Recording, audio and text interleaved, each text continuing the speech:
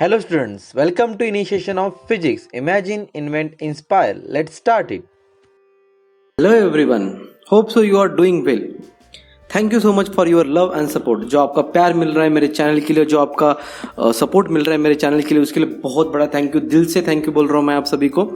और साथ ही साथ ऐसे ही प्यार देते रहिए और ऐसे ही जो चैनल का सपोर्ट करते रहिए। और मैं ऐसे ही आपके लिए नए नए वीडियोस जो फिजिक्स रिलेटेड है वो लाता रहूँगा। और आपके जो जितने डाउट्स हो, होप्स हो कि जितने सारे डाउट्स हो वो आपके क्लियर कर सकूँ, जितने सारे हो। मैक्सिमम डाउट क्लियर करने का क्रेडिट मुझे ही मिलना चाहिए, ऐसे मुझे लगता है। अगर आपको कुछ भी डाउट होता है या फिर कुछ भी प्रॉब्लम आती है रिगार्डिंग फिजिक्स या regarding laws of motion chapter या फिर कोई भी 9th क्लास का जो चैप्टर है जो मैंने अभी तक अपलोड भी नहीं किया है लेकिन करने वाला हूँ बहुत जल्दी, वो सारी सीरीज आपको मिल जाएगी। 9th क्लास के जितने सारे चैप्टर्स है वो आप सभी को आ जाएंगे। और जो लास्ट क्लास में हमने पढ़ा था उसके बारे में थोड़ा कुछ डिटेलिंग जान लेते हैं। लास्ट क्लास में हमने पढ़ा था सर्कुलर मोशन के बारे में। तो सर्कुलर मोशन क्या होती है, यूनिफॉर्म सर्कुलर मोशन क्या होती है। आपके बुक में बस यूनिफॉर्म सर्कुलर मोशन है, बट मैंने एडवांस में आपको सर्कुलर मोशन भी बता दिया, साथ साथ यूनिफॉर्म सर्कुलर मोशन बता दिया किस तरह से वो यूनिफॉर्म सर्कुलेशन मोशन होता है। और उसके बाद हमने एग्जाम्पल्स देखे और एग्जाम्पल्स के बाद हमने देखा कि सर्कुलर मोशन में, यूनिफॉर्म सर्कुलर मोशन में जो डायरेक्शन होती है वेलोसिटी की वो किस तरह से होती है वो भी हमने देखा, मतलब टेंजेंशियली। सबसे पहले पता है टेंजेंशियली होती है, ओके, टेंजेंशियली। तो ये आपको बस याद रखना है कि टेंजेंशियली होता है। अगर आप अभी भी 11th क्लास और 12th का बुक निकालते हो तो उसमें सर्कुलर मोशन चैप्टर होगा, तो वहाँ पे पढ़ोगे तो आपको ये टॉपिक मिलेगा और यही टॉपिक आपको वहाँ पे हेल्प करेगा किस तरह से समझने के लिए, लीनियर वेलोसिटी को समझने के लिए। Okay, hope so you got all the points regarding this circular motion, uniform circular motion and determining the velocity। अगर आपने नहीं देखा होगा तो राइट हैंड कॉर्नर में आपको आई बटन मिलेगा, उसको क्लिक करने के बाद you will have all the playlist of my laws of motion और ये भी क्लास वहाँ पे आपको मिलेगा, तो you can watch it from it. Okay, आज इस क्लास में हम बहुत ही अच्छे टॉपिक कवर अप करने वाले। बहुत लेंदी हो सकता है टॉपिक, क्योंकि ये टॉपिक का ही नाम है न्यूटन लॉज ऑफ मोशन। अब ये जो हमने पढ़ा था, इक्वेशन पढ़े थे, न्यूटन की इक्वेशन पढ़े थे। Okay, S equal to U T plus half A T square, V square equal to U square plus 2as, V equal to U plus at, ये जो इक्वेशंस थे, तो न्यूटन सर ने और क्या बताया कि मोशन होने के लिए क्या लॉज हो सकते हैं। तो उन्होंने 3 लॉज बताई है। सबसे पहले बताया उन्होंने न्यूटन फर्स्ट लॉ, और साथ साथ बताया कि न्यूटन फर्स्ट लॉ क्यों होता है, बैलेंस फोर्स की वजह से होता है कि अनबैलेंस फोर्स की वजह से होता है। उसके बाद उन्होंने बताया कि Newton second law of motion वो क्यों होता है और उसके बदले में क्या आता है, मोमेंटम आता है, उन्होंने बताया। और थर्ड लॉ बताया उन्होंने, Newton third law of motion. और जो मोमेंटम पढ़ा था उसका कंजर्वेशन पढ़ने वाले, और ये पढ़ने के बाद हमारा जो चैप्टर है वो खत्म हो जाएगा। रिवीजन करके हम इस चैप्टर को खत्म करने वाले। Okay, laws of conservation of momentum is the last topic of your chapter. तो इस क्लास में हम पूरा चैप्टर खत्म करेंगे क्योंकि वो डिपेंडेंट है न्यूटन के लॉज के ऊपर। अब न्यूटन फर्स्ट लॉ क्या है, न्यूटन सेकंड लॉ क्या है, न्यूटन थर्ड लॉ क्या है, ये सारे टॉपिक्स क्या है, क्या बताते हैं आपको, ये जानना जरूरी है।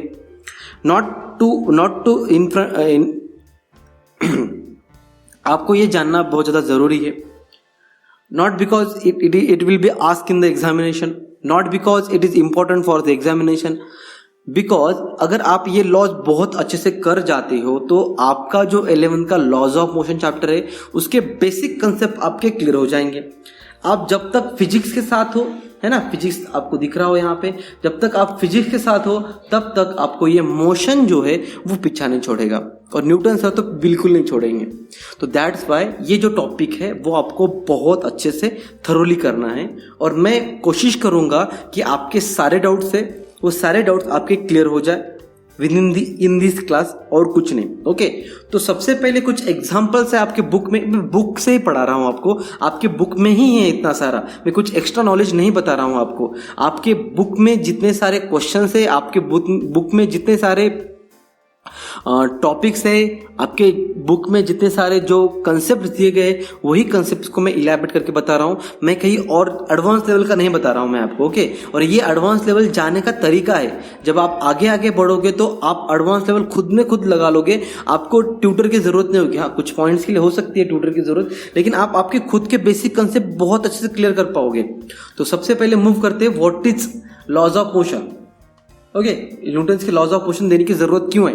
तो यहाँ पे कुछ क्वेश्चन दिए गए हैं आप वो देखिए। Okay, what would be the reason for the falling? Falling मतलब गिरने के लिए क्या रीजन हो सकते हैं? ओके, क्या रीजन हो सकते? तो सबसे पहले कि अगर कोई भी ऑब्जेक्ट ऊपर से अगर छोड़ा जाता है तो वो नीचे आता है ना। A static does not move without the application of force.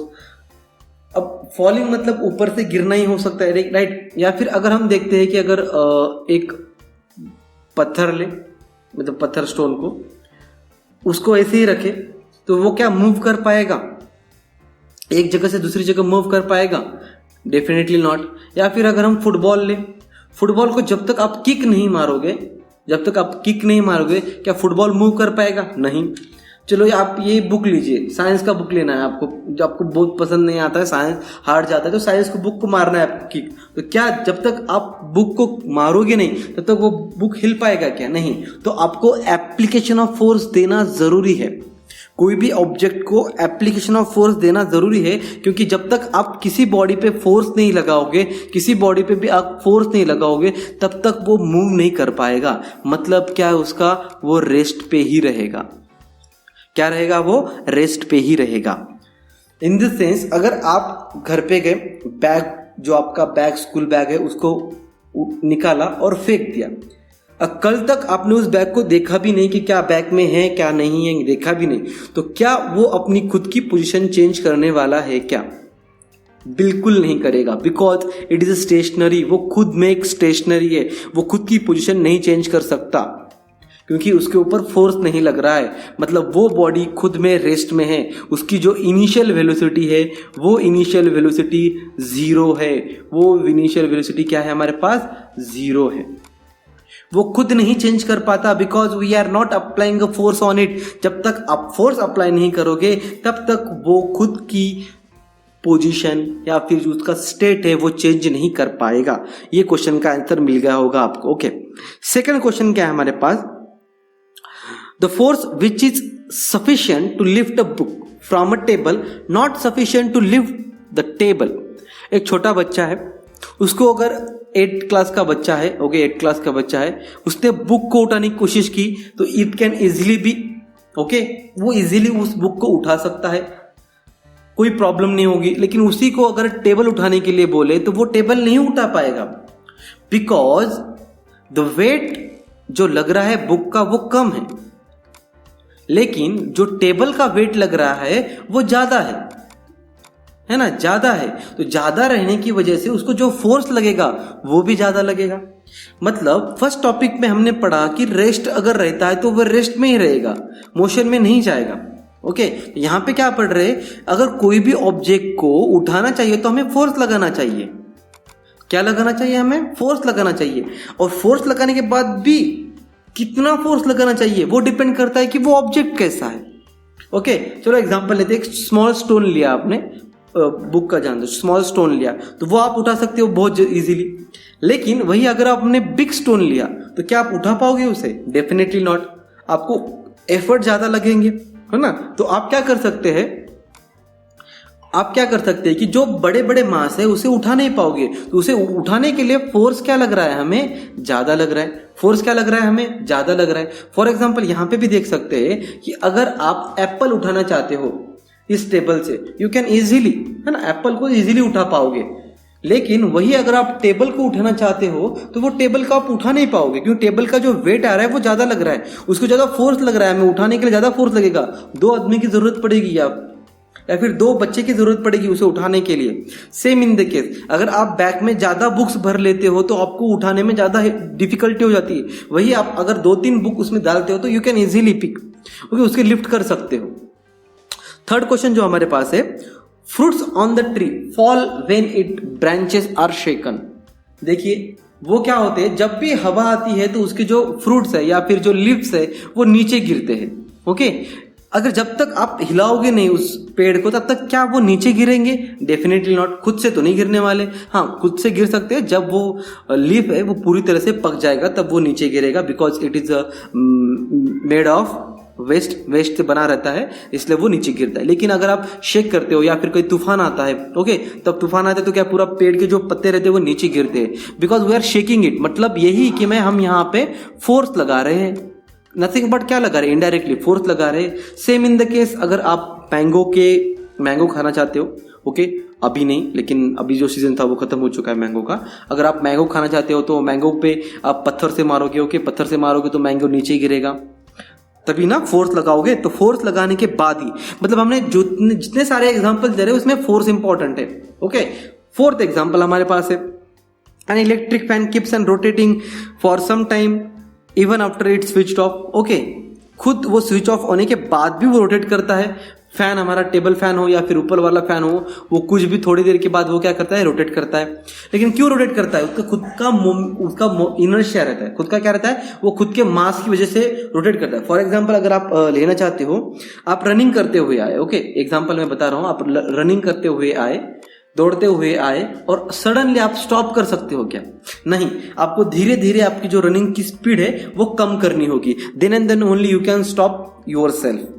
खुद को स्टॉप कर पाओगे कब? जब आप धीरे धीरे आपकी स्पीड कम कर पाते हो, या फिर आप सडनली अगर ब्रेक लगाते हो तो आप गिर जाओगे। सडनली अगर ब्रेक लगाते हो तो क्या होता? आप गिर जाओगे। तो वही बता रहा हूं मैं आपको। सिंपली टेबल फैन का भी वही एग्जांपल है। आप बंद कर दोगे तो थोड़ी देर बाद इलेक्ट्रिक करंट नहीं मिलने के बाद भी वो खुद को रोटेट करवाता है, और खुद को रोटेट करवाने का मतलब है उसका inertia, okay, inertia, because it's inertia मतलब वो मास, ओके, इनर्शिया मतलब क्या है? उसका मास। वो खुद का मास होने की वजह से वो खुद रोटेट होता है, ओके। इन चारों जो एग्जाम्पल्स है जो आपके बुक में दिए गए, उसमें से हमने क्या समझा? What we have learn from this examples, okay. We have learn that कि जो जितने भी सारे एग्जाम्पल्स थे उसमें इनर्शिया टॉपिक आया। ऑब्जेक्ट हैव सम इनर्शिया, मतलब उनको इनर्शिया मतलब क्या है? It is related to mass of the object. वो खुद का मास है, उसके पास मास है, और मास होने की वजह से ही वो मूव कर पाते हैं, उसको लिफ्ट कर पाते हैं, वो गिरते हैं, उनको हम एक जगह से दूसरी जगह ले पाते हैं, बिकॉज मास। और मास ही जो पॉइंट है वो इनर्शिया टॉपिक लाता है। आपने 8th क्लास में इनर्शिया पढ़ा होगा, types of inertia, okay. Inertia के कितने सारे टाइप्स है, डायरेक्शनल इनर्शिया है, ओके। ये सारे टॉपिक्स आपने 8th क्लास में पढ़े होंगे। तो ये 8th क्लास की भी सीरीज बहुत जल्दी आने वाली है। 8th क्लास के पॉइंट्स भी हम बहुत अच्छे से यहाँ पे लर्न करने वाले हैं, ओके। तो ये जो टॉपिक्स है हमारा, तो इनर्शिया होने की वजह से वो क्या होता है? खुद रोटेट करता है। तो इनर्शिया टॉपिक हमारे लिए बहुत ज्यादा इंपॉर्टेंट है, और यही है हमारा फर्स्ट लॉ। और फर्स्ट लॉ की प्रॉपर्टी डिस्क्राइब करती है कि ये इनर्शिया प्रॉपर्टी डिस्क्राइब करती है, लॉ ऑफ इनर्शिया। क्या डिस्क्राइब करता है? Law of inertia he describe करता है। मतलब उसका खुद का मास होता है तभी। क्यों होता है, कैसे होता है? तो फर्स्ट लॉ क्या है अभी हम पढ़ लेते हैं फर्स्ट लॉ के बारे में, okay. All the of inertia are the examples of Newton's first law of motion. ये सारे न्यूटन फर्स्ट लॉ के मोशन के एग्जाम्पल्स है। What is Newton first law of motion? क्या है? अगर कोई ऑब्जेक्ट रेस्ट में है तो वो रेस्ट में ही रहेगा, या फिर कोई ऑब्जेक्ट मोशन में है तो वो मोशन में ही रहेगा, जब तक आप बाहर से कोई फोर्स नहीं लगाते हो। तो फॉर एग्जाम्पल मैं यहां पे फुटबॉल लेता हूं और फुटबॉल को मैं वैसे ही रखता हूं, तो क्या वो मोशन कर पाएगा? Definitely not. आपको वहां पे किक लगानी पड़ेगी, और किक लगाने के बाद ही वो मोशन कर पाएगा। और मोशन के बाद भी उसे रोकने के लिए आपको कुछ लगाना पड़ेगा, then it will be stop, okay. तो न्यूटन का फर्स्ट लॉ का मोशन यही है कि अगर बॉडी अगर कोई एक स्टेट में है तो उसी स्टेट में रहेगी, उसका स्टेट चेंज नहीं करेगी until and unless we can apply a external force on it. A body is at rest, कोई भी बॉडी है वो रेस्ट में ही रहेगी जब तक आप उस पे एक्सटर्नल फोर्स नहीं लगाएंगे, या फिर मोशन में ही रहेगी जब तक आप उस पे फोर्स नहीं लगाएंगे। समझ में आ रही बात आपको? ओके। ऐसे भी बोल सकते हैं हम इसे, the first law of motion is sometime also known as law of inertia, because inertia मतलब उसका मास, और मास होने की वजह से उसे जो फोर्स लगाना रहता है उस पर ऊपर डिपेंड करता है कि कितना अमाउंट ऑफ फोर्स हम लगाना चाहते हैं, ओके। बॉल को किक करने के लिए आपको जितना ज्यादा, एक एग्जांपल लेते हैं, ओके। छोटा बॉल, बड़ा बॉल और एक बड़ा बॉल, तो सबसे कम फोर्स किसे लगेगा? हमें इसको लगेगा, उससे ज्यादा इससे लगेगा, और उससे भी ज्यादा इसे लगेगा किक करने के लिए। मतलब इसका मतलब यही हुआ कि अगर आपको मास बढ़ता है, इनर्शिया बढ़ता है, तो फोर्स भी बढ़ता है, और मोशन करवाने के लिए जो फोर्स लगेगा हमें वो ज्यादा लगता है। फोर्स मोशन करवाने के लिए क्या लगता है, ज्यादा लगता है। और अदर वर्ड में हम ऐसे भी बोल सकते हैं, an object continues to remains at rest, वो खुद का पोजीशन रेस्ट ही रखना चाहता है या फिर मोशन में ही रखना चाहता है, खुद को मोशन में रखना चाहता है, अनटिल एंड अनलेस कोई एक्सटर्नल फोर्स, आप अनबैलेंस फोर्स उसे ना लगाए। जब से आप बाहर से कोई फोर्स उसको ना लगाए तब तक वो खुद उसी स्टेट में रहना पसंद करेगा। ओके, फॉर एग्जाम्पल हम क्लास की बात करते हैं। क्लास में बहुत सारे स्टूडेंट्स रहते हैं, कुछ स्टूडेंट्स ऐसे रहते हैं ब्राइट स्टूडेंट रहते हैं, कुछ स्टूडेंट डल रहते हैं, कुछ स्टूडेंट उनको समझ में नहीं आता है। तो उन स्टूडेंट की अगर हम बात करते हैं तो उनका स्टेट चेंज करने का मन नहीं करता। जो डल स्टूडेंट्स है वो खुद में ही खुद रहना पसंद करते हैं, खुद में ही खुद रहना क्या करते हैं, पसंद करते हैं। इसका मतलब है वो खुद का स्टेट चेंज नहीं करना चाहते, कितना भी कोशिश करे वो खुद का स्टेट चेंज नहीं करना चाहते। लेकिन जब टीचर आता है, फोर्सफुली टीचर आता है और उनको बोलता है कि आपको पढ़ाई करनी होगी और आगे जाना होगा, तो वही फोर्सफुली, मतलब एक्सटर्नल फोर्स लगा रहे हैं हम, खुद के अंदर से कोई आवाज नहीं आई, बाहर से सर बोल रहे, टीचर बोल रहा है, इसलिए पढ़ रहे हैं हम। ओके, तो यही है कि वो खुद की पोजीशन चेंज नहीं करना चाहते, उनके लिए बोल रहा हूं मैं। ओके, अगर मेरा कोई इंटेंशन नहीं है आपको हर्ट करने का, बट एग्जाम्पल है इसलिए बता रहा हूं। ओके, तो यहां पे क्या हो रहा है कि अगर कोई भी बॉडी रेस्ट में है तो वो रेस्ट में ही रहेगी, कोई भी बॉडी मोशन में है तो वो मोशन में ही रहेगी, अनटिल एंड अनलेस उस पे हम फोर्स नहीं लगाएंगे। तो क्या हो जाएगा, रेस्ट वाले पे फोर्स लगाएंगे तो मोशन हो जाएगा, मोशन वाले पे फोर्स लगाएंगे तो वो रेस्ट हो जाएगा, मोशन वाले पे फोर्स लगाएंगे तो रेस्ट हो जाएगा, और रेस्ट वाले पे फोर्स लगाएंगे तो वो मोशन में चला जाएगा। This is the Newton first law. तो न्यूटन फर्स्ट लॉ को समझने के लिए 2 पॉइंट्स आपको यहां पे याद रखना है, object at rest, objects in motion. Okay, ये 2 पॉइंट आपको यहां पे याद रखना है, और मैं बहुत सिंपल वे में आपको यहां पे बता रहा हूं। When an object is at rest, that is initial velocity, और जिसकी फाइनल वेलोसिटी कुछ भी करे वो 0 हो जाएगा, और साथ ही साथ उसका एक्सेलरेशन भी 0 हो जाएगा।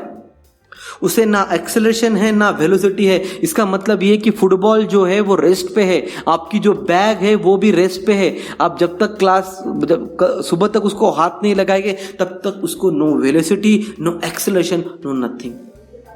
ये अब बात समझना आपको जरूरी है कि इस मोशन में, इस टॉपिक में जो फर्स्ट लॉ ऑफ मोशन है उसमें क्या हो रहा है कि अगर कोई ऑब्जेक्ट रेस्ट में है तो उसकी जो वेलोसिटी है वो 0 हो जा रही है, और साथ ही साथ एक्सेलरेशन भी 0 हो रहा है।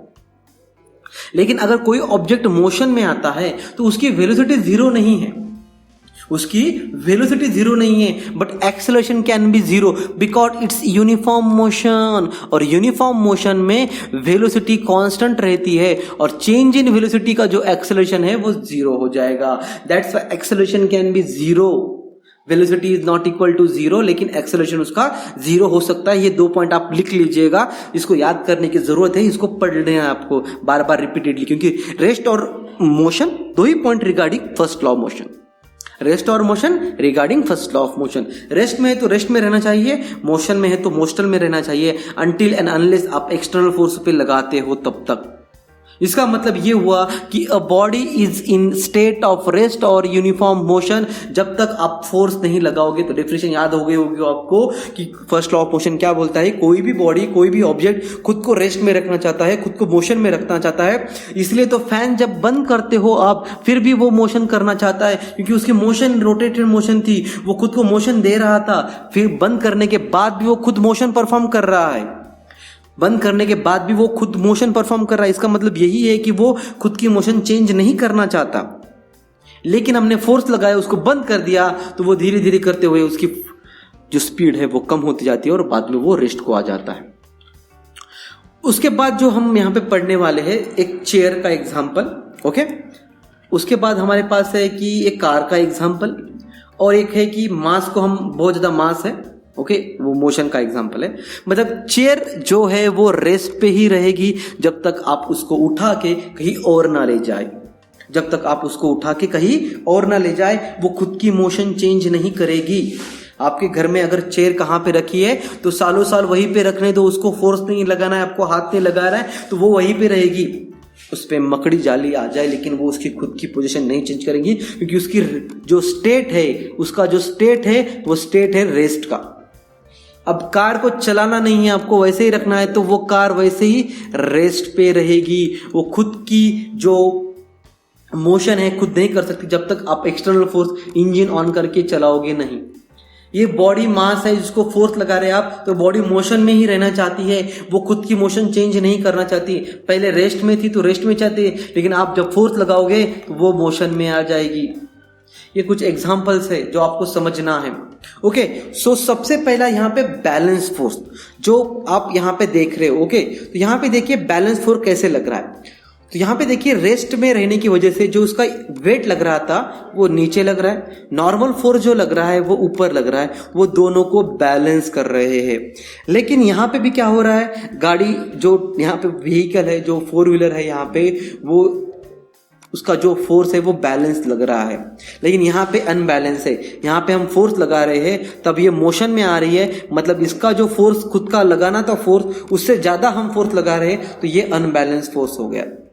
रेस्ट के लिए बैलेंस फोर्स इंपॉर्टेंट है, रेस्ट के लिए बैलेंस फोर्स इंपॉर्टेंट है, और जब मोशन आती है तब अनबैलेंस फोर्स इंपॉर्टेंट है, तब अनबैलेंस फोर्स इंपॉर्टेंट है। तो बैलेंस फोर्स के बारे में जान लेते हैं। बैलेंस फोर्स क्या है हमारे पास? A force where two forces of equal size acts on a body in opposite direction is known as balance force. अगर कोई 2 फोर्सेस है जो अपोजिट डायरेक्शन में लग रहे हैं, मतलब ये 5 न्यूटन का फोर्स है, ये भी 5 न्यूटन का फोर्स है, दोनों को बैलेंस करके वो 0 हो जाएंगे।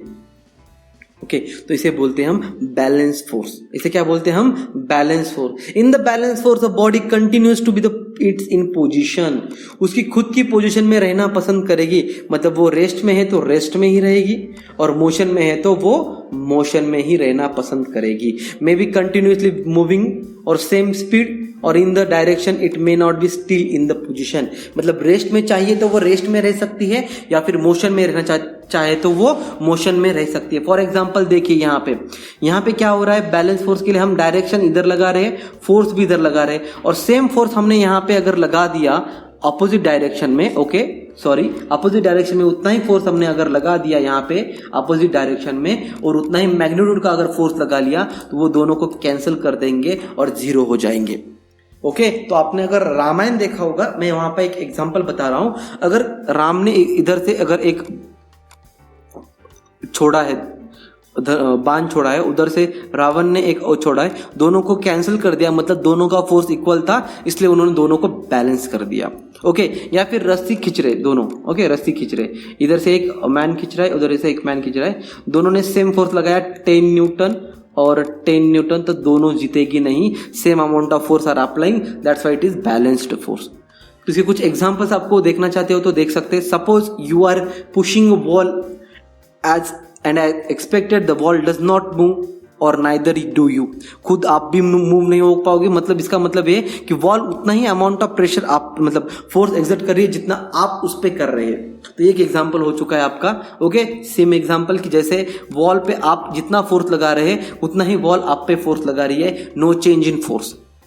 सेकंड एग्जांपल आप लिख सकते हैं कि a game of tug. Okay, tug जो मैंने अभी रोप का बताया था, इस तरह से इधर 4 पीपल्स है, इधर 3 पीपल्स है, लेकिन जो अमाउंट ऑफ फोर्स 3 पीपल लगा रहे उतना ही अमाउंट ऑफ फोर्स जो 4 पीपल लगा रहे, तो इसका मतलब ये बैलेंस फोर्स हुआ। क्या हुआ? ये बैलेंस फोर्स हुआ। ओके, तो अब मूव करते हैं हम और एग्जाम्पल की तरफ। ये जो मैन है वो सिटिंग ऑन अ चेयर, तो जो इतना फोर्स बैठने के लगा रहा है उतना ही चेयर उसको बैठाने के लगा रहे। ओके, यहाँ पे देखिए दोनों तरफ से हम फोर्स लगा रहे हैं, तो वो बैलेंस फोर्स हो चुका है। और एग्जांपल ले सकते हैं, देखिए जैसे इधर जाने के लिए वो 100 न्यूटन फोर्स लगाएगा, तो उधर से अपोजिट डायरेक्शन में उतना ही 100 न्यूटन फोर्स लग रहा है, मतलब ये भी बैलेंस फोर्स हुआ। अगर आप स्टैंडिंग हो तो जितना नीचे फोर्स लग रहा है बैलेंस फोर्स, उतना ही ऊपर फोर्स लग रहा है बैलेंस फोर्स। ओके, तो यहाँ पे भी ग्रेविटेशनल फोर्स जितना लग रहा है, जितना वेट आपका नीचे लग रहा है उतना ऊपर ग्रेविटेशनल फोर्स लग रहा है। मतलब यही हो रहा है कि बैलेंस मतलब बैलेंस। ओके, जैसे बोल सकते हैं आप एक इस तरह से बैलेंस है। सीसॉ में जब स्टेशनरी पोजीशन आ जाती है यहाँ पे 2 बैठने के बाद, तो वो हो जाती है बैलेंस वाली। ओके, तो अनबैलेंस फोर्स क्या होता है? Same amount of force we are exerting, but same direction में हो सकते हैं, लेकिन अपोजिट डायरेक्शन में हो सकते हैं, लेकिन अनइक्वल फोर्स रहेगा। Okay, force where 2 forces are acting in opposite direction on a body are not in equal magnitude and its in size. उसकी जो मैग्नीट्यूड है और जो साइज है वो इक्वल नहीं रहने वाला है, तो उसे बोलने वाले हम unbalanced force. Okay, in an unbalance force a body changes its position, मतलब वो खुद का पोजीशन चेंज कर सकती है। रेस्ट है तो मूविंग हो जाएगी, मूविंग है तो वो रेस्ट हो जाएगी, और वाइस वर्सा यहाँ पे दिया गया है। ओके, वही बताने की कोशिश कर रहा हूं मैं आपको कि अगर रेस्ट में है तो वो मोशन में आ जाएगा अनबैलेंस फोर्स की वजह से, और मोशन में है तो वो रेस्ट पे आ जाएगा अनबैलेंस फोर्स की वजह से। बैलेंस फोर्स की वजह से नहीं आएगा। बैलेंस फोर्स क्या करेगा, रेस्ट है तो रेस्ट ही रहेगा। बैलेंस फोर्स में क्या होगा, रेस्ट है तो रेस्ट ही रहेगा, मोशन है तो मोशन में ही रहेगा, चेंज नहीं होगा। लेकिन अनबैलेंस फोर्स में रेस्ट है तो मोशन में आ जाएगा, और मोशन में है तो रेस्ट में हो जाएगा। क्योंकि अनबैलेंस फोर्स मतलब अगर मैं इधर से फोर्स 10 न्यूटन लगा रहा हूं, उधर से अगर मैं 5 न्यूटन फोर्स लगा रहा हूं, तो क्या हो रहा है, यहाँ पे ये ज्यादा है, मतलब ये मोशन में डालेगा। इससे समझ में आ रही है बात? ओके, कुछ एग्जाम्पल देख लीजिएगा यहाँ पे। Practically anything that moves in result of exertion of unbalanced force on it. If you kick football, okay, football को आप किक करते हो तो इट इज अनबैलेंस्ड फोर्स, क्योंकि उसके ऊपर जो फोर्स लग रहा था पहले उसको खुद को स्टे करने के लिए लग रहा था, लेकिन आपने फोर्स लगाया तो फोर्स लगाने के बाद वो मूवमेंट करेगा। ओके, सेकंड एग्जांपल आप यहां पे देख सकते हो इस तरह से, once a person significantly heavier than the other creates a condition unbalanced force in seesaw. अगर कोई आदमी यहाँ पे ज्यादा फोर्स लगाता है और यहाँ पे कम फोर्स है, तो ये आदमी ऊपर चला जाएगा और ये आदमी नीचे चला जाएगा। यही है हमारे पास अनबैलेंस्ड फोर्स। ओके, और कुछ एग्जांपल्स है यहाँ पे। मूविंग व्हीकल, यहाँ पे 4 न्यूटन और 4 न्यूटन यहाँ पे लग रहा है, और यहाँ पे 3 न्यूटन लग रहा है, तो मतलब 3 न्यूटन और 8 न्यूटन मतलब अनबैलेंस्ड फोर्स। ऊपर लगने के लिए 300 न्यूटन चाहिए, नीचे लगने के लिए 100 न्यूटन चाहिए, तो ये भी क्या हुआ, अनबैलेंस्ड फोर्स। ओके, और एग्जाम्पल सीसॉ, मतलब ये थग ऑफ वॉर में आप देख सकते हैं यहाँ पे 50 न्यूटन लगा रहा है, यहाँ पे 30 न्यूटन लगा रहा है, तो ये 30 और 50 न्यूटन लगाने की वजह से ये भी अनबैलेंस्ड फोर्स। ऊपर जो फ्रिक्शन फोर्स लग रहा है वो 60 न्यूटन लग रहा है, नीचे के लिए जो उसको वेट लग रहा है वो 50 न्यूटन लग रहा है, तो इसका मतलब ये भी हुआ हमारा अनबैलेंस्ड फोर्स। जहां पे अनबैलेंस आपको दिख रहा है वो अनबैलेंस्ड फोर्स हो चुका है। डिफरेंस देख सकते हैं यहाँ पे, equal in magnitude, unequal in magnitude, opposite direction, direction can be any direction और अपोजिट, मतलब सेम डायरेक्शन में दोनों फोर्स लग सकते हैं, मतलब इधर कुछ भी नहीं है 0, इधर 4 न्यूटन दो फोर्स लग रहे हैं यहाँ पे, तो वो कितना हुआ हमारे पास 8, लेकिन यहाँ पे 0 है, तो वो भी हमारा एग्जांपल हो सकता है। सेम डायरेक्शन में लग सकता है, अपोजिट डायरेक्शन में लग सकता है, डिपेंड नहीं। लेकिन बैलेंस फोर्स हमेशा अपोजिट डायरेक्शन में ही लगेंगे, मतलब इधर से जितना लगेगा उधर से उतना ही लगेगा, वही हमारा बैलेंस फोर्स है। ओके, खुद को बैलेंस करने की कोशिश करता है। Does not caught any change in state of motion, मतलब अगर कोई बॉडी रेस्ट में है तो वो रेस्ट में ही रहेगी, कोई बॉडी मोशन में है तो वो मोशन में ही रहेगी। लेकिन यहाँ पे है माय डियर स्टूडेंट्स, यहाँ पे अगर कोई बॉडी रेस्ट में है तो वो मोशन में चली जाएगी, अगर कोई बॉडी मोशन में है तो वो रेस्ट में आ जाएगी। यही बात आपको समझनी है अनबैलेंस्ड फोर्स के बारे में, और अनबैलेंस्ड फोर्स और बैलेंस फोर्स दोनों मिलके ही हमें फर्स्ट लॉ देते हैं। अब मूव करते हैं सेकंड लॉ की तरफ। कुछ एग्जांपल्स आपकी बुक में दिए गए, उस एग्जांपल को देखते हैं। Ask your friend to drop a plastic and another rubber ball from the height, same height, एक सेम हाइट से आपको प्लास्टिक बॉल डालना है और रबर बॉल डालना है, तो आपको क्या समझ में आ जाएगा? यहाँ पे रबर बॉल का वेट ज्यादा होने की वजह से वो स्पीडली नीचे आएगा, प्लास्टिक का बॉल कम वेट होने की वजह से वो धीरे धीरे नीचे आएगा। समझ में आ रही है बात? प्लास्टिक का बॉल क्या है? वेट। जैसे आप अगर क्रिकेट खेलते हो, क्रिकेट खेलने के बाद आपको समझ में आता है किस तरह से प्लास्टिक बॉल जो रहता है आपको उसको फोर्स ज्यादा लगाना पड़ता है to hit it out of boundary, boundary के बाहर ढकलने के लिए, बाउंड्री के बाहर जाने के लिए उसको जो फोर्स लगता है प्लास्टिक बॉल के लिए वो ज्यादा लगता है rather than the rubber ball. Rubber ball को आप ऐसे क्लिक भी कर दोगे तो वो बहुत तेजी से भागेगा। Same in the case. Okay, second question जो हमारे पास है, you can catch a ball, the ball was easier to catch and why. अगर आपका फ्रेंड आपकी तरफ एक बॉल फेंकता है, ओके, कोई भी बॉल हो, प्लास्टिक का बॉल हो, रबर बॉल हो या फिर फुटबॉल हो, वो आपकी तरफ फेंकता है, ओके, तो आपकी तरफ अगर फेंकता है बॉल तो यू कैन इजीली कैच, और आपके दिमाग में आ जाता है कि वो कितने वेलोसिटी से आ रहा है और आप कैच कैसे कर सकते हो। ओके, वो कैलकुलेटेड माइंड, अपना माइंड कैलकुलेट कर लेता है वो, और वो कैच कर लेते हो आप। ओके, आप अजम्पशन कर लेते हो कि बॉल यहां से यहां तक आ सकता है और उस तरह से हम वहां पे कर सकते हैं। लेकिन यहां पे मैं बता रहा हूं कि अगर आप प्लास्टिक बॉल फेंकोगे और रबर बॉल फेंकोगे और या फिर आप फुटबॉल फेंकोगे या फिर आयरन बॉल फेंकोगे, तो कौन सा बॉल आपको हार्ड जाएगा, आयरन बॉल हार्ड जाएगा, उससे कम हार्ड कौन लगेगा, फुटबॉल लगेगा। Rubber ball you can easily catch, और उसके बाद प्लास्टिक बॉल तो कोई भी कैच कर सकता है, उसे कोई प्रॉब्लम बात वाली नहीं है, मतलब इजी है, आप इजीली कैच कर सकते हो। वो कैलकुलेटेड माइंड है क्योंकि उसकी वेलोसिटी जो रहने वाली है यहाँ पे, आप उसे जान सकते हो वेलोसिटी कितनी वेलोसिटी से आ रहा है, और उस तरह से आप एडजस्ट करते हो। जैसे आप क्रिकेट देखते हो, कोई भी जो फील्डर है वो कैच करने के लिए अगर मूव करता है तो ये वो ऐसे ऐसे मूव करता है, इधर उधर इधर उधर, ओके, इधर उधर, खुद को एडजस्ट करता है कि वो बॉल को कैच कर सके। तो that's why he is moving here and there. Ask your friend to throw a ball towards you at a slow speed. वो धीरे धीरे फेंकने के लिए कोशिश करेगा, तो वो धीरे धीरे फेंकेगा तो आप क्या करेंगे, easily you can catch it. लेकिन अगर वही जोर से फेंकता है आपको, वही बॉय अगर आप जोर से फेंकता है तो क्या आप कैच कर पाओगे? आपको डर लगेगा, कितने जोर से आ रहा है। यू कैन इमेजिन, मतलब वेलोसिटी ज्यादा हो गई, यहाँ पे वेलोसिटी क्या हो गई, ज्यादा हो गई, वहां पे वेलोसिटी कम थी, वेलोसिटी को आप एडजस्ट नहीं कर पाओगे। और यही सब कुछ बताने के लिए एग्जांपल जो हमें हेल्प कर रहे हैं यहाँ पे, what we have learn, the effect of the one object striking on the another object depend on the mass of the former object and its velocity. मतलब जो मास का ऑब्जेक्ट आप फेंक रहे, प्लास्टिक बॉल हो चुका है यहाँ पे, ओके, प्लास्टिक का बॉल हुआ, रबर का बॉल हुआ, फुटबॉल का हुआ, मास इंक्रीज हो रहा है, it is hard to catch, okay, it is hard to catch, mass increase हो रहा है। तो उसी तरह से यहाँ पे बता रहा है, अगर आप धीरे फेंकोगे या फिर जोर से फेंकोगे, धीरे फेंकने के बाद you can catch it, but लेकिन वही जोर से अगर फेंकते हो तो you can not catch it ball easily, okay. This means that the effect of the force depends upon the property related to mass and velocity. जो हमारा फोर्स है, ये जो फोर्स हम लगा रहे हैं, वो डिपेंड करता है किस प्रॉपर्टी पे डिपेंड करता है, मास एंड वेलोसिटी। अगर आप ऑब्जेक्ट का मास एंड वेलोसिटी जज कर पाते हो तो आप इजीली कैच कर सकते हो कोई भी ऑब्जेक्ट को।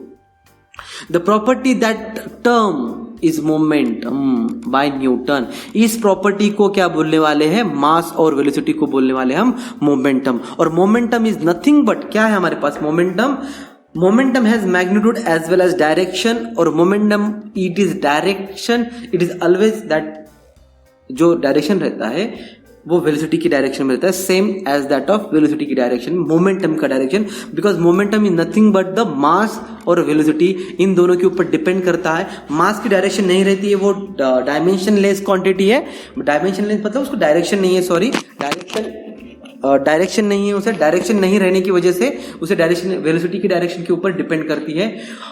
The SI unit of momentum is KG पर metre per second square, KG metre per second square, या फिर सीजीएस में हम बोल सकते हैं उसे ग्राम सेंटीमीटर पर सेकंड।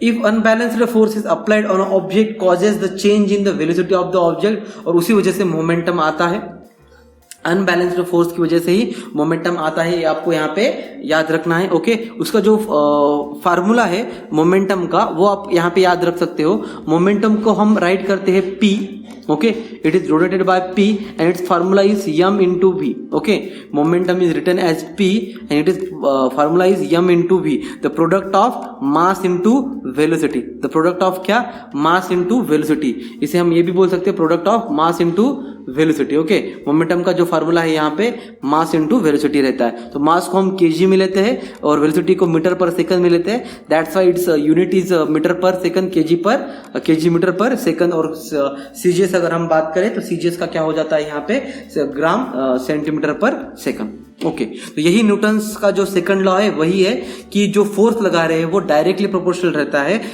मास इनटू वेलोसिटी को, okay. The rate of change of momentum is directly proportional to applied force. जो हम फोर्स यहाँ पे अप्लाई करने वाले हैं, कोई भी फोर्स यहाँ पे जो अप्लाई करने वाले हैं यहाँ पे, तो वो फोर्स, ओके, जो फोर्स अप्लाई करने वाले हैं यहाँ पे, तो force is directly proportional to क्या हो जाएगा यहाँ पे, ओके, फोर्स, सॉरी ये ज्यादा हो गया हमारा, ओके, जो फोर्स हम यहाँ पे अप्लाई करने वाले हैं वो जो फोर्स है वो हो जाएगा F equal to, F is directly proportional to mass into change in velocity upon time. तो ये हुआ हमारा force, Newton second law of motion. It is state that rate of change of momentum with respect to time ही रहता है, तो rate of change of momentum mv divided by t is nothing but the force, इसे हम describe करने वाले हैं with the help of momentum, okay. तो मोमेंटम को हम p से डिनोट करते हैं, the force is necessary to cause the change in momentum, और ये अनबैलेंस्ड फोर्स की वजह से होता है, तो rate of change of momentum is the product of mass and velocity of an object, p is equal to m into v, momentum is vector quantity because it's have direction as well as velocity. The rate of change of momentum is proportional to the applied force and the change in momentum occurs the direction of force. Okay, ये हमारा Newton second law of motion है, Newton second law of motion आपको याद रखना है, आगे हमें इसे यूज करने वाले हैं। मतलब जो फोर्स लगा रहे हैं वो डायरेक्टली प्रोपोर्शनल रहता है rate of change of momentum, rate of change of momentum. और v अपॉन टी को हम a बोलते हैं, v अपॉन टी को क्या बोलते हैं हम a बोलते हैं। इसको हम बहुत अच्छे से डिस्क्राइब करने वाले हैं। ओके, तो it is expression for momentum. Momentum का जो एक्सप्रेशन है वो किस तरह से, कंसीडर और suppose an object of mass m with velocity u, इसकी जो वेलोसिटी है वो u है मान लीजिएगा, और मास क्या है इसका, m है, मास क्या है इसका, m है। Okay, when the force is applied on in the direction of the velocity, जो डायरेक्शन जिसकी वेलोसिटी दी गई है उस डायरेक्शन में हम फोर्स अगर लगाते हैं इस तरह से, तो ये ऑब्जेक्ट है वो मूव हो जाएगा। ओके, मूव होने के बाद उसे वेलोसिटी आ जाएगी, फाइनल वेलोसिटी आ जाएगी v, क्या आ जाएगी, फाइनल वेलोसिटी v आ जाएगी। तो यहाँ पे क्या हो जाएगा, the initial momentum of an object is equal to हो जाएगा m इंटू यू, क्योंकि देखिए ये जो प्रोडक्ट है momentum is the product of mass into velocity, तो initial momentum m into u, it's final velocity, जो फाइनल वेलोसिटी v होने की जिसका जो final momentum after time t हो जाएगा m into v। Rate of change of momentum the change of momentum upon time, तो momentum change मतलब जो फाइनल माइनस इनिशियल रहता है, आपको यहाँ पे एक्सप्रेशन का देखा होगा आपने, तो final momentum minus initial momentum upon time, initial momentum upon time. तो फाइनल मोमेंटम हमारे पास m v, initial momentum m u, दोनों का सब्सट्रैक्शन अपॉन टाइम। तो ये हुआ हमारा एम, अगर हम कॉमन बाहर निकालते हो तो v minus u upon time, और v minus change in velocity upon time क्या रहता है हमारे पास, एक्सेलरेशन। तो rate of change of momentum is equal to acceleration, sorry m into a, m into a, rate of change of momentum is equal to m into a. Okay, तो हमें पता है according to Newton second law of motion, क्या Newton second law of motion क्या है हमारे पास, जो rate of change of momentum आ रहा है हमें वो डायरेक्टली प्रोपोर्शनल है, किससे डायरेक्ट प्रोपोर्शनल टू है, मास इनटू एक्सेलरेशन। तो हम यहाँ पे लिख सकते हैं rate of change of momentum is directly proportional to mass, और उसकी वजह से के कांस्टेंट आ जाता है, और ये के नथिंग बट क्या है हमारे पास, कांस्टेंट, प्रोपोर्शनलिटी कांस्टेंट, और उसकी वैल्यू क्या है हमारे पास 1, और एफ इक्वल टू क्या हो जाएगा, M into A. This is the product of mass into acceleration. तो हम न्यूटन सेकंड लॉ को बोल सकते हैं the product of mass into acceleration. क्या बोल सकते हैं उसे हम, न्यूटन सेकंड लॉ को क्या बोल सकते हैं हम, mass into product of mass into acceleration, mass into acceleration. या फिर आप इसे ऐसे भी डिफाइन कर सकते हैं Newton second law of motion को। Okay, the rate of change of momentum is proportional to the applied force and the change of momentum occurs in the direction of force. Okay, direction of velocity के होने की वजह से। The SI unit of force is Newton. Newton is the force necessary to cause an acceleration of 1 meter per second square of an object of 1 kg is called as 1 Newton। क्योंकि हमारे पास force का जो formula है वो क्या है, F equal to M A, F equal to क्या है, एम ए, और F मास 1 kg ले लिया हमने, और acceleration 1 Newton 1 metre per second square लिया, तो हमारे पास जो वैल्यू आ जाएगी वो आ जाएगी 1 न्यूटन। देखिए इस तरह से यहाँ पे। ओके, तो इस तरह से आप यहाँ पे डिस्क्राइब कर सकते हैं। अगर आपको सीजीएस यूनिट देखना है, सीजीएस यूनिट अगर आपको देखना है तो सीजीएस यूनिट आता है फोर्स का डाइन, DIN, डायन नहीं है, डाइन। ओके, डाइन है, न्यूटन क्या है हमारे पास एन, और ये है डाइन। तो यहाँ पे हम लिख सकते हैं gram centimetre per second square, gram centimetre per second square, gram centimetre per second square. Okay, ये डाइन यूनिट हो चुका है हमारा फोर्स का। होप सो कि you are getting all the point of Newton second law of motion. और एक यहाँ पे कुछ आपके बुक में जो है यूज योर ब्रेन में है, why there is a thick bed on a stand of a high jumper to fall after a jump. जब जंप करता है तो वहां पे सैंड क्यों होता है, ये देखिए सैंड, यहाँ पे सैंड क्यों होता है, क्योंकि देखिए इसका मोमेंटम ज्यादा है, मास इनटू वेलोसिटी ज्यादा है, बहुत ज्यादा वेलोसिटी से वो रन कर रहा है, और बहुत ज्यादा वेलोसिटी रन करने की वजह से उसका जो मोमेंटम है ज्यादा है, और मोमेंटम ज्यादा होने की वजह से उसका जो फोर्स है वो भी ज्यादा है। अगर फोर्स ज्यादा है तो वो जब नीचे करेगा तो उसे ज्यादा मार लग सकता है, वो ज्यादा मार ना लगे, जिसको ज्यादा एफर्ट, उसको कुछ इंजुरीज ना हो, दैट्स वाई हम यहाँ पे सैंड डालते हैं। दैट्स वाई सैंड डालने की वजह से जो फोर्स वाइब्रेशन एब्जॉर्ब कर लेगा, और वाइब्रेशन एब्जॉर्ब करने के बाद उसको जो इंजुरीज होना चाहते थे वो इंजुरीज नहीं होगी। In high jump athletics and event the athletics are made to fall either on a cushion bed, मतलब जो कुशन बेड रहता है जब बहुत ज्यादा हाइड्रोलिक और सैंड बेड पे, तो increase the time athlete fall to stop the after making the jump, as the result the athlete goes not get injured, खुद को इंजर्ड ना करे। क्योंकि मेनली क्या है यहाँ पे फिजिक्स रिलेटेड, देखिए पॉइंट क्या है यहाँ पे, अगर आप वेलोसिटी से रन कर रहे हो, बहुत ज्यादा वेलोसिटी से रन कर रहे हो, तो आपका मोमेंटम ज्यादा हो चुका है, और मोमेंटम ज्यादा होने की वजह से टाइम के विथ रिस्पेक्ट टू अगर आप बात करते हो तो आपका मास इंटू एक्सेलरेशन ज्यादा हो रहा है, और मास इंटू एक्सेलरेशन ज्यादा होने की वजह से आपका फोर्स ज्यादा हो रहा है, और आपका फोर्स ज्यादा होने की वजह से आपको इंजुरीज हो सकती है, और वो इंजुरीज ना हो इसलिए हम सैंड बेड और कुशन बेड लगाते हैं वहां पे। अब जो मूव करने वाले हम Newton's third law of motion की तरफ। ओके, न्यूटन्स का थर्ड लॉ क्या बोलता है? Every action there is equal and opposite reaction. ये सबसे मेन पॉइंट है न्यूटन्स के 3 लॉ में से। ओके, फर्स्ट लॉ का सिंपल है, सेकंड लॉ भी सिंपल है, थर्ड लॉ भी बहुत ज्यादा सिंपल है, लेकिन इसका डेरिवेशन थोड़ा अलग है क्योंकि हम law of conservation of energy में इसको यूज करने वाले हैं। ओके, तो मोमेंट ये क्या बोल रहा है? Every action there is equal and opposite reaction. मतलब अगर हम कुछ एक्शन करते हैं तो उसका जो रिएक्शन मिलने वाला है वो अपोजिट रिएक्शन मिलता है। ओके, क्या मिलता है? अपोजिट रिएक्शन मिलता है। जैसे example, for example we kick the ball को किक कर रहे हैं, हम रिएक्शन दे रहे हैं, तो उसका जो हम एक्शन दे रहे हैं, तो एक्शन देने के बाद जो रिएक्शन मिल रहा है हमें, वो रिएक्शन क्या मिल रहा है? उतना ही जितना फोर्स हमने लगाया था उतने फोर्स से वो जो फुटबॉल है वो दूर जा रहा है, उतने फोर्स से वो क्या हो रहा है? फुटबॉल वो दूर जा रहा है। ओके, और एग्जाम्पल, इसके फनी वाला एग्जाम्पल, ये एग्जाम्पल ट्राई करने के लिए आपसे छोटा बच्चा लेना है आपको। ओके, आपसे छोटा लेना है क्योंकि बड़े को नहीं ले सकते आप, तो उसे क्या करना है? उसे एक स्लैप करना है। क्या करना है? उसे स्लैप करना है। स्लैप क्यों करना है? उसे स्लैप करने के बाद क्या हो जाएगा यहाँ पे, वो जो हमारे पास जो छोटा बच्चा है वो क्या करेगा? आपका जो हैंड है वो एक्शन परफॉर्म कर रहा है। ओके, और उसका जो चीक है, मतलब उसका जो गाल है, उसका जो चीक है, वो रिएक्शन परफॉर्म करेगा, और इक्वल एंड अपोजिट रिएक्शन की वजह से उसको स्लैप आ जाएगा, मतलब बहुत जोर से लगेगा। हाँ, अगर वो हैंड का जो डायरेक्शन है उस डायरेक्शन से अगर उसका जो चिक है उस डायरेक्शन में ले जाता है तो उसे स्लैप नहीं लगेगा, यानी पीछे हो जाता है तभी भी स्लैप नहीं लगेगा। आपने वो खेला होगा स्लैप वाला, तो वहां पे आपको पता चल जाएगा, अगर आप पीछे ले जाते हो अपना जो चिक है तो आपको स्लैप नहीं लगेगा। ओके, तो hope so you are getting the action and the reaction are term are express in the force. जो हम यहाँ पे बात कर रहे हैं एक्शन और रिएक्शन, वो नथिंग बट फोर्स है। The force act in a pair, मतलब पेयर में, मतलब एक्शन और रिएक्शन के पेयर में वो एक्ट होता है। One force can not exist, मतलब अगर आप फोर्स लगा रहे हो तो वहां पे रिएक्शन जरूर होगी, ये बात आपको यहाँ पे रखना है। Action and reaction force are act simultaneously, वो दोनों साइमल्टेनियसली ही एक्ट होते हैं, ये भी पॉइंट इंपॉर्टेंट है। जैसे देखिए, वॉल को अगर हम फोर्स लगा रहे हैं उतना ही वॉल हमें फोर्स लगा रहा है। अगर आप चेयर पे बैठ रहे हो, चेयर पे बैठते वक्त आप जितना वेट लगा रहे हो उतना ही वेट वो चेयर आपको दे रही है, मतलब आपको बैलेंस करवा रही है। Action and reaction force act on a different object, they do not act on the same object, hence they cannot cancel each other। अगर सेम ऑब्जेक्ट पे रहते तो कैंसिल कर देंगे।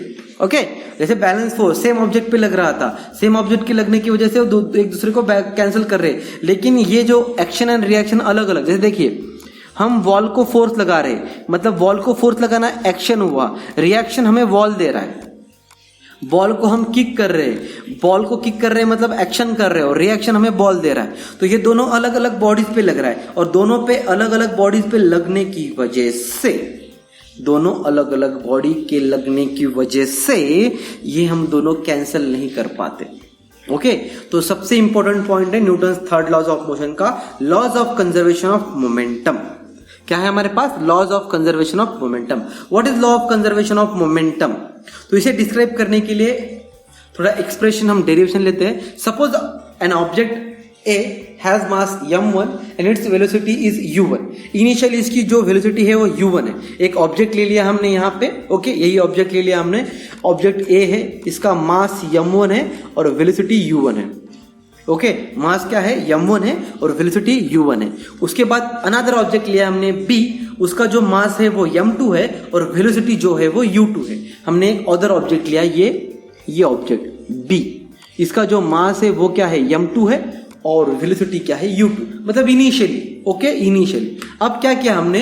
According to the formula of momentum, the initial momentum of body is initial momentum is m1 u1 और जो final momentum initial momentum of body b2 is m2 u2। Okay, मतलब यहां पे लिख सकते हैं इनिशियल मोमेंटम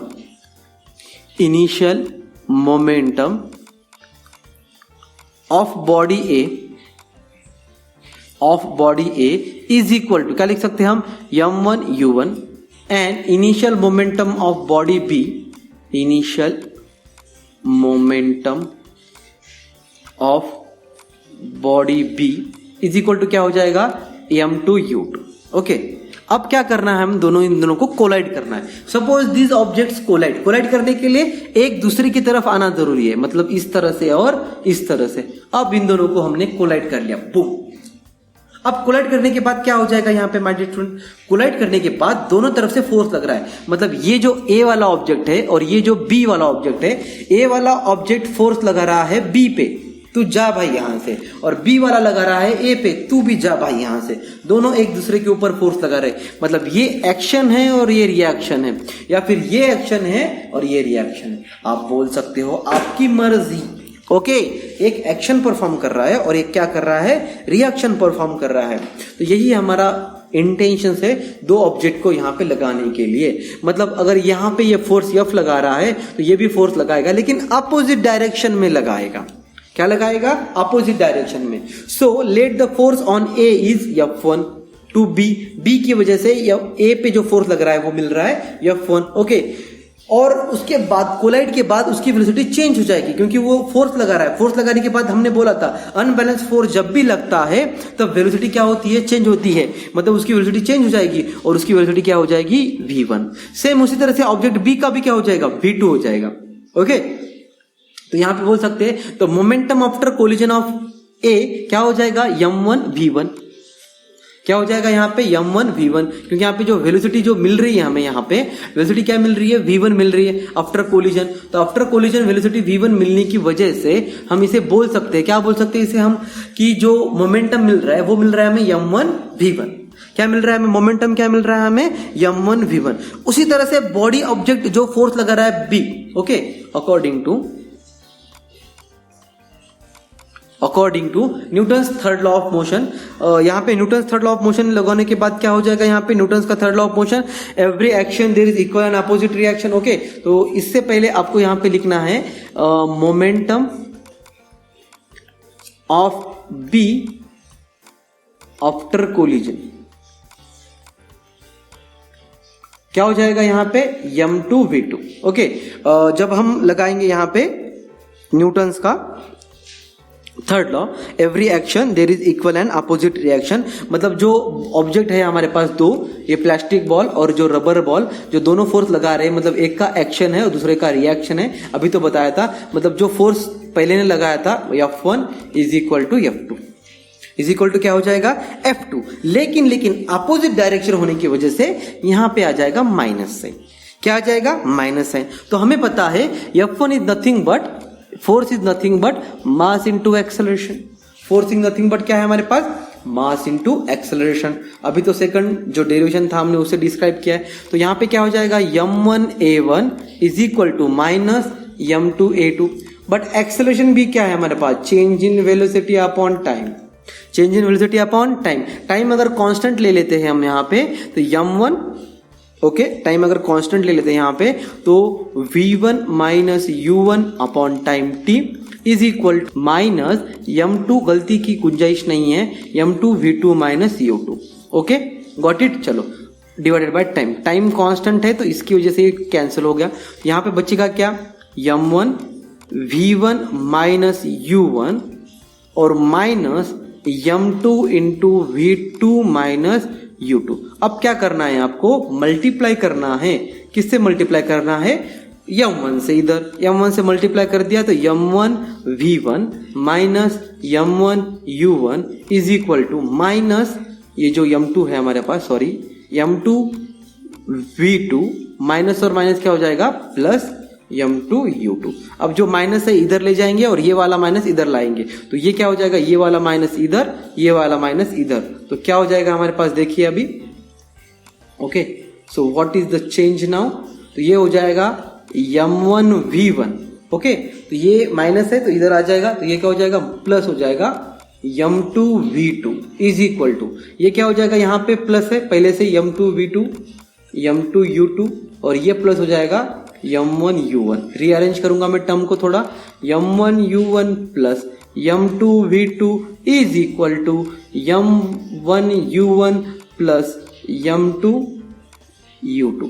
तो ये जो फाइनल वेलोसिटी की वजह से आप वेलोसिटी की तरफ देखते हो, यहाँ पे velocity is equal to, okay, ये वेलोसिटी और ये वेलोसिटी, तो किसकी हुई वेलोसिटी, ये फाइनल वेलोसिटी, और ये वेलोसिटी किसकी हुई, ये u1 और u2 क्या हुई हमारे इनिशियल। मतलब यहाँ पे ये हो रहा है कि जो फाइनल वेलोसिटी का मोमेंटम है और जो इनिशियल मोमेंटम का, इनिशियल वेलोसिटी का जो मोमेंटम है वो सारा कैसा है, कांस्टेंट है, वो सारा कैसा है, कांस्टेंट है। Then we can say that the magnitude of total final momentum is equal to the magnitude of total initial momentum. That is कि अगर हम मोमेंटम फाइनल वाला ले, ओके, चलो बॉडी बी लेते हैं हम, अगर इसे याद रखना है, और बॉडी ए लेते हैं हम, ओके, तो इसकी इनिशियल वेलोसिटी क्या थी, u2, इसकी वेलोसिटी क्या थी, u1, ओके, इसकी फाइनल वेलोसिटी क्या हो गई, v1, इसकी फाइनल वेलोसिटी क्या हो गई, v2, इसका मास कितना है हमारे पास, m2, इसका मास कितना है हमारे पास, m1। तो क्या बोल सकते हैं हम, जो फाइनल मोमेंटम यहाँ पे आ रहा है, फाइनल मोमेंटम क्या आ रहा है हमारे पास, इसका अगर फाइनल मोमेंटम देखेंगे क्या आ जाएगा, final momentum is equal to क्या आ जाएगा, फाइनल मोमेंटम, ओके, तो फाइनल मोमेंटम क्या आ जाएगा, m2 v2, इसका फाइनल मोमेंटम क्या आ जाएगा, final momentum of body A, okay, final momentum is equal to क्या आ जाएगा, m1 v1। अब इसका इनिशियल मोमेंटम क्या होगा, इनिशियल मोमेंटम क्या होगा, इनिशियल मोमेंटम क्या होगा, यहाँ पे देखिए, इनिशियल मोमेंटम इक्वल टू क्या हो जाएगा, m2 u2, और इसका इनिशियल मोमेंटम क्या हो जाएगा हमारे पास, इनिशियल मोमेंटम क्या हो जाएगा यहाँ पे, m1 u1। ये सिंपल बहुत ज्यादा सिंपल, देखिए initial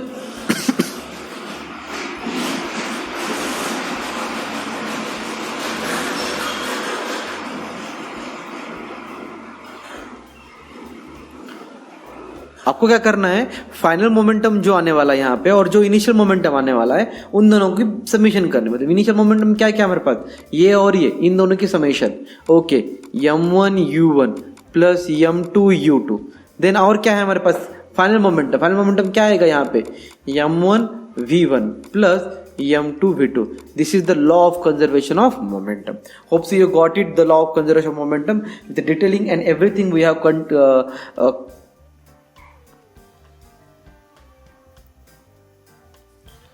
everything in detail we have covered here, okay, सब कुछ सारा डिटेलिंग हमने यहाँ पे कवर अप किया है।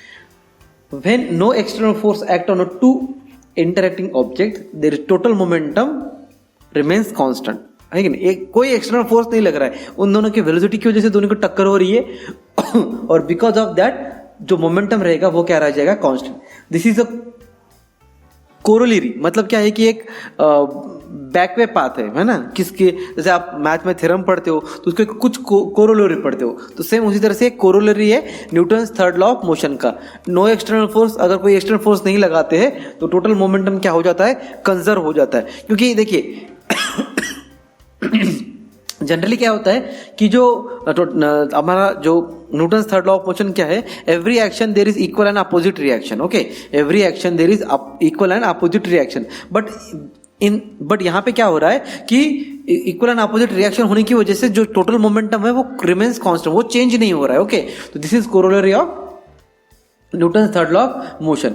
The momentum is unchanged after the collision, है ना, कोलिजन के बाद भी जो मोमेंटम हो रहा है वो चेंज नहीं हो रहा है, लेकिन यहाँ पे एक्सटर्नल फोर्स भी नहीं लग रहा है, ये आपको यहाँ पे याद रखना है, क्योंकि एक्सटर्नल फोर्स अगर लगेगा तो वो टोटल मोमेंटम चेंज हो जाएगा, लेकिन यहाँ पे अगर कोई एक्सटर्नल फोर्स नहीं लगता है, बिकॉज ऑफ उनका जो कोलिजन होता है, बस कोलिजन होने के बाद जो यहाँ पे आ रहा है उसे क्या बोलेंगे हम, मोमेंटम बोलेंगे, और वो चेंज नहीं होता है आफ्टर कोलिजन भी। The momentum gets redistributed between the collides body, मतलब जो मिलने वाला था उसको चला गया और इसको चला गया, मतलब जो हमने बॉडी ली थी ए और बी बॉडी का क्या हो जाएगा, इसका जो वेलोसिटी इसको चली जाएगी और इसकी जो वेलोसिटी है इसकी चली जाएगी, मतलब रीडिस्ट्रीब्यूट हो जाएगी, है ना।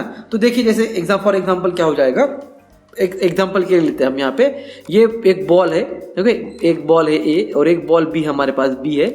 अगर ए बॉल की जो वेलोसिटी है वो हमारे पास है 20 मीटर पर सेकंड और जो बी वेलोसिटी हमारे पास है वो 8 मीटर पर सेकंड है यहाँ पे। तो क्या हो जाएगा जब दोनों के यहाँ इधर लेते हैं, ओके इधर ले लेते हैं, इस साइड नहीं लेते, ये कट कर देते हैं हम यहाँ पे, इस साइड ले लेते हैं।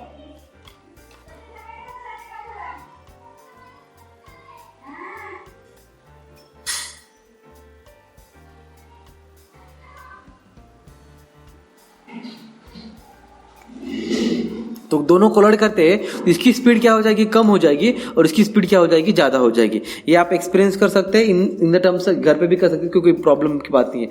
The moment of one object is decreases while that of the other increases. एक का मोमेंटम कम हो जाएगा तो एक का ज्यादा हो जाएगा। पहले जिसका ज्यादा था वो कम हो सकता है, या फिर ऐसे हो सकता है, पॉसिबिलिटीज है, वही बताया मैंने आपको यहाँ पे। Okay, when the two objects collide, the total momentum before the collision is equal to the total momentum after the collision। जैसे फॉर एग्जांपल लेते हैं हम यहाँ पे, bullet is fired from the gun. Okay, ये बहुत अच्छा एग्जांपल है जो आपके बुक में दिया गया है कि एक बुलेट है जिसको हम फायर करेंगे अगर गन से, तो क्या हो जाएगा वहां पे क्या हो जाएगा, मतलब कुछ नया नहीं हो जाएगा, लेकिन हम ये जनरल एग्जांपल देखते हैं। तो mass of the bullet is जो बहुत ज्यादा कम होती है ना, as compare to the mass of the gun. तो यहां पे लेते हैं हम mass of the gun, mass of the gun, okay, mass of the gun is mg।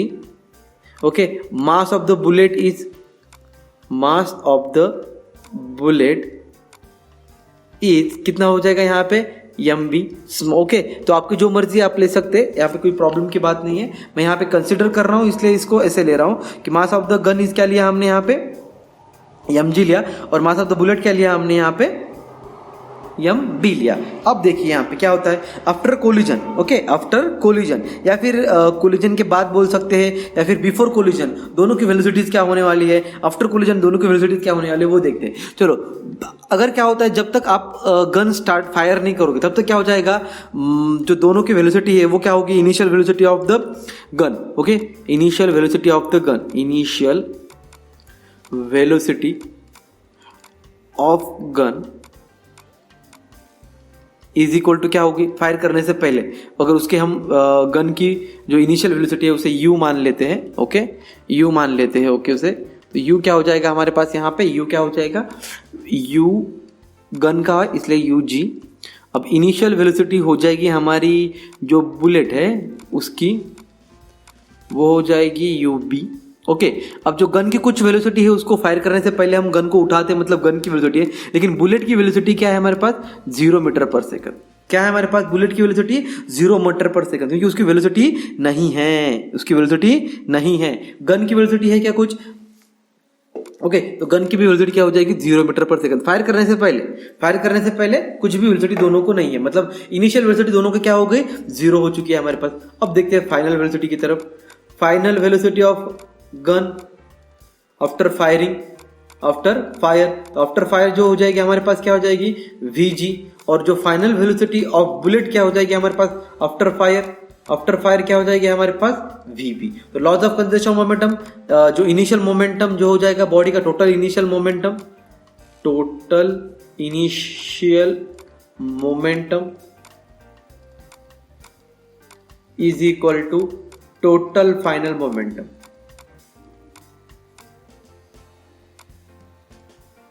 Okay, तो टोटल इनिशियल मोमेंटम क्या है हमारे पास, mass of gun into velocity of gun ug, initial है इसलिए, mass of bullet into velocity of bullet, initial है इसलिए यहाँ पे क्या आ जाएगा, u आ जाएगा और b आ जाएगा। उसके बाद फाइनल में क्या है हमारे पास यहाँ पे, मास ऑफ गन कितना है, mg, वेलोसिटी ऑफ बुलेट कितना है, vg, प्लस क्या हो जाएगा यहाँ पे, मास of bullet into velocity of bullet. Okay, दोनों इनिशियल क्या है हमारे पास, 0, तो ये हो जाएगा 0 इज इक्वल टू क्या हो जाएगा हमारे पास, mg इंटू vg, प्लस क्या हो जाएगा यहाँ पे, mb इंटू vb। ओके, तो क्या करेंगे हम यहाँ पे, इस साइड ले जाएंगे तो हम निकाल सकते हैं with respect to 1, with respect to 2, जो भी आप चाहे यहाँ पे निकाल सकते हैं। देखिए, तो v2 निकाल सकते हैं या फिर v1 निकाल सकते हैं, कुछ भी निकाल सकते हैं। ओके, तो ये जो क्या हो जाएगा यहाँ पे, देखिए, अगर हम वेलोसिटी ऑफ बुलेट अगर यहाँ पे निकाल लेते, ओके, वेलोसिटी ऑफ बुलेट अगर निकालते तो वेलोसिटी ऑफ बुलेट क्या हो जाएगी यहाँ पे, देखिए, velocity of bullet is equal to, okay, bullet is equal to, ये हो जाएगा, इधर चले जाएगा क्या आ जाएगा, minus mg into vg, okay, divided by क्या हो जाएगा, यम बी। माइनस क्यों आ रहा है? क्योंकि जो गन है ना वो गन क्या हो जाएगी, पीछे चली जाएगी, और बुलेट क्या हो जाएगा, आगे चला जाएगा। मतलब इसको हम बोलेंगे रिकॉइल। क्या बोलेंगे उसे? रिकॉइल। रिकॉइल मतलब जो पीछे चले जाना है, झटका लगता है उसको, है कि ना। जब गन चलाते हैं इसलिए दोनों हाथ से चलाना पड़ता है।